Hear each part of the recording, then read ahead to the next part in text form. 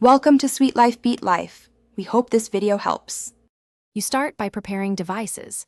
Make sure your iPhone runs iOS 15 or later, and Vtube Studio is open on your computer. Once done, connect with a lightning cable for best stability or ensure both devices share the same Wi-Fi network. When prompted on the iPhone, tap Trust and grant camera and microphone permissions so the app can access real-time feed. Also check battery and airplane mode off. These steps let you get a clean, low-latency camera link into Vtube Studio.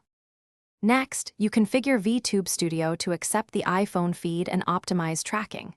In the camera input menu, choose your iPhone as the video source. If using Wi-Fi, select the device name shown. Then pick resolution.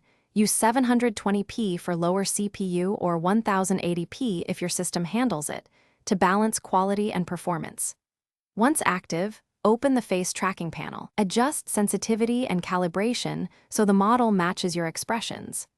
To finish, lock your iPhone orientation and disable auto sleep so the feed won't interrupt. Position the phone and perform a short test recording in Vtube Studio to confirm lip sync, eye blinks, and mouth shapes match your performance.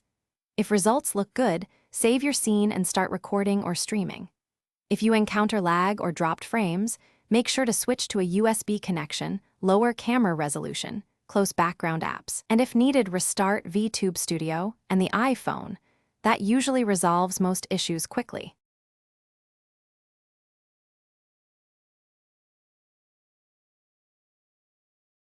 Thanks for watching. Consider subscribing if we helped you.